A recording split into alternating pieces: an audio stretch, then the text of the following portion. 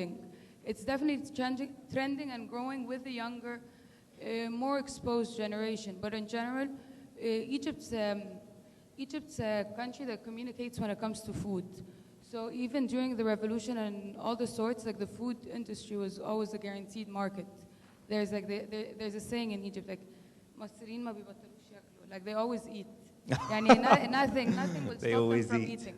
Wow, you have some really lovely food, so I can understand that. Food is starting, with the gym, like there's a gym trend, but we come together, and the way our culture functions as a whole, food is a main aspect to the culture. So that's why I think, maybe cooking wouldn't be such a bad idea. And you can see how many people are into it, and you can do some Facebook targeted ads at everybody that likes cooking in Egypt, for example. Invite them to the shops because, there is a ton of them that you could advertise to. Does that make it a little bit easier, at least, to see what the ceiling looks like? What is your maximum goal? Definitely. Yeah, and this is how this is some of the things that help you kind of at least build the strategy. Set your goals early. Be realistic. Yeah. But you don't provide the same service like Google, where you reach these people. No, we don't, unfortunately. We don't do any Facebook ad targeting, but there is plenty of agencies here that would be able to help you to target these people. If you sell enough cupcakes, you can pay for the services. Anyone else? What else? What is it? I mean, I'll throw it out again. What's been really challenging for you guys? Where do you think that analytics can add value to your business? What do you want to know?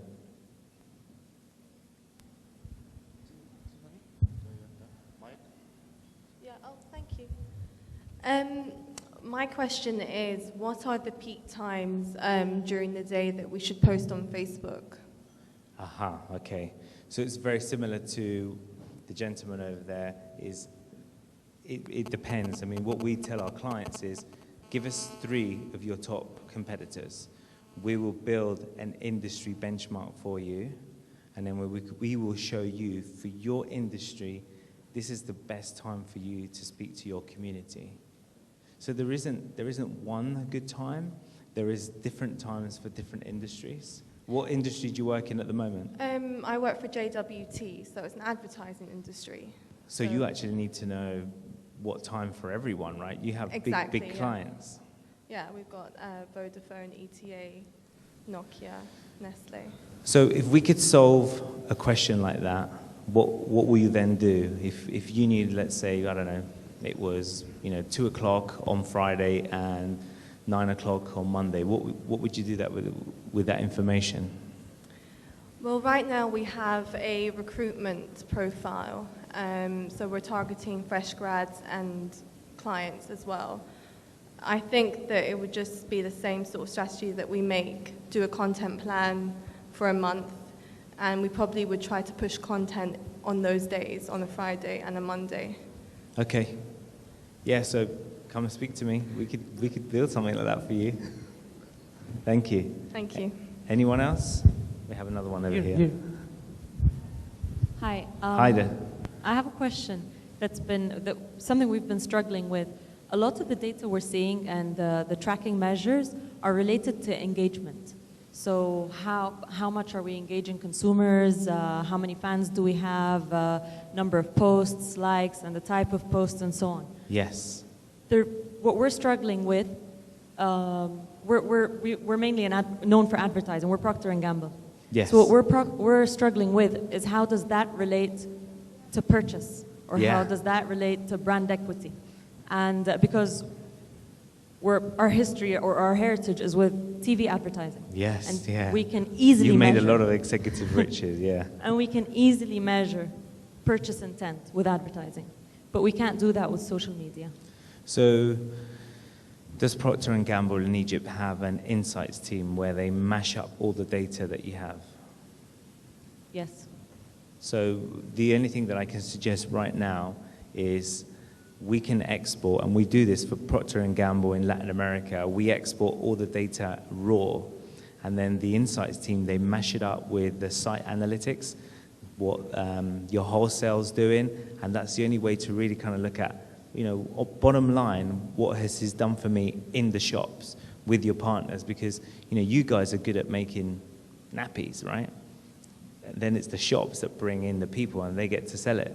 So this is how we work it now. I'm sure in the future there'll be a lot more sophisticated, because people will have maybe a voucher directly from you that could take it into a supermarket and maybe get buy one, get one free, and then you can start getting more and more insight. But right now, the best way is to mash it up, and I can have a short conversation with you after this and show you exactly how that's done. That's cool? Thank you. Thank you. Anyone else? Yes, we have one more guy.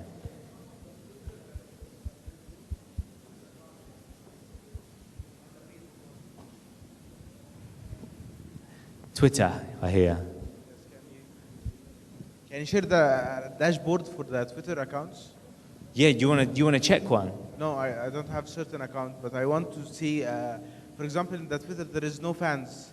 What kind of reports do you offer? Yes, so our Twitter reports are really similar to our Facebook reports. Let me show you one now. You're all going to recognize these. I'm not going to tell you who we're working with, but you're going to recognize the brands. So instead of fans, we have followers.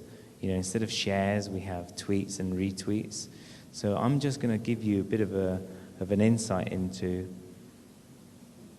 which one of these are doing the best on Twitter. So we all know Al Jazeera.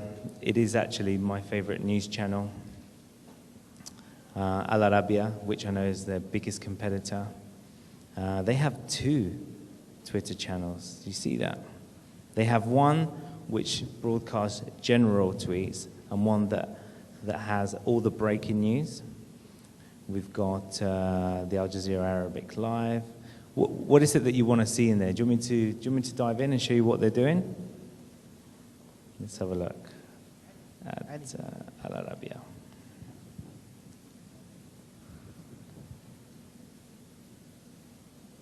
So who has a successful story to tell about a good Twitter campaign that they've deployed? Anybody? Anybody has a good case study where they've done something on Twitter and they've created a lot of attention, positive attention? Okay, so this is the thing that we have for Twitter. It's instead of fans, we have followers. We have the daily amount of growth by followers. This is really, really good to see. I think this is when something went down, or it could be Ramadan. Yeah, so this is a good way to see that the activity falls. These are all the retweets. So instead of shares, the lingo on Twitter is, how many retweets did you get? So it shows you a good way to see on a daily basis. These are the amount of tweets versus retweets. Yeah, retweets is kind of how you measure how viral your Twitter campaign is. So it's a good index. And very similar to what we were looking at earlier on is what time should we be tweeting to our community. This is a really good way just to see when you have the most amount of interaction. So it's, it's the social media manager for Al Arabiya. He could now go directly to the executive producer and say, that thing that, that news item that you just mentioned, that created lots and lots of energy on the social media. So this is, I think for me in the future for TV, is that these metrics are gonna have to start getting aligned with some of the traditional TV metrics on ratings to give people positive feedback that the stuff that they're airing, the stuff that they're broadcasting, has created a lot of activity. So if there's any TV channels here, I'd love to have a conversation with you after the show. Anything else? We got 2 over there. I don't know how we're doing for time, Ahmed. Yes, hello. Hi, Dan. My question is a bit out of this topic. I've heard through the presentations that social media will be integrated or meld down into the marketing communications. So how, and that would be in the near future, it would be like a layer integrated in everything. So how can we prepare early on for that? And that's about it, yes. And what's after social media? What's after social media? Whew.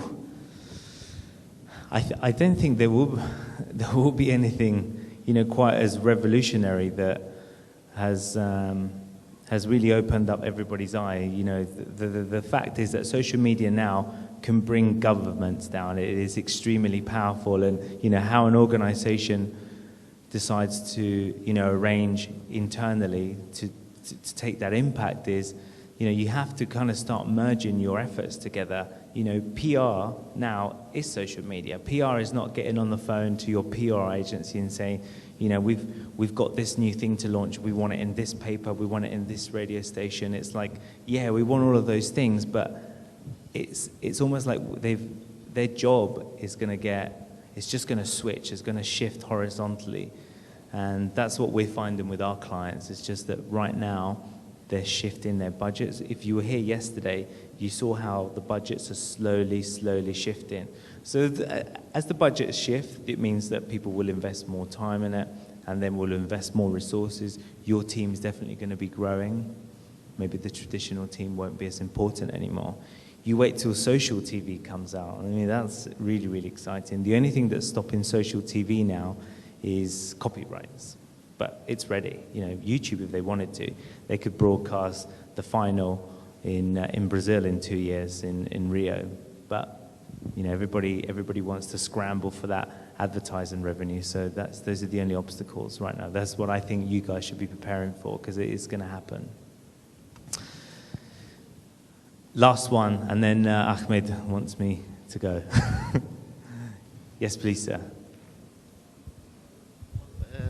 Ask about fake profiles. Yes. Suppose that I have 1,000 fake profiles. Yeah. I can check them manually. So if there an application to check something like that, or huge numbers of fans. To see how many of them are fake, yeah? Yeah. Well, I think that there are tools in the marketplace, because we are developing one right now, yeah, which is great, because if you're going to go and buy fans, which you can, but you need to buy them organically, like you build a game, or you send out an offer with a voucher, that's a fan acceleration campaign. But, sometimes some of those fans are going to be fake. So we are, ourselves, we've been responsible, and we're building something to spot these 6 metrics. But right now, my advice is just, search around, speak to some of the agencies. I'm sure that there is already something right now that can help you make a decision, because it's always going to need the naked eye. It's just like listening, always needs the naked eye to read and see where there is sarcasm. And, sometimes there will be friends that have 700 friends. It's not all fake. I mean, I'm sure everybody here has, one person in their circles that have more than 400 or 500 friends. So thank you. All right, guys, I've got to wrap up. I'm going to be around for the next 3 hours, so if you want to corner me and ask me more questions outside, I'd be more than happy. Again, thank you very much, Cairo. It's been really, really good being here.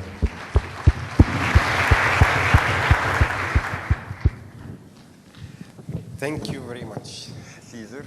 Thank you. Great presentation, great workshop. Thank you very much. Actually, I want to thank Social Bakers, Jan and Cesar, because they support our event. They came from a very far way.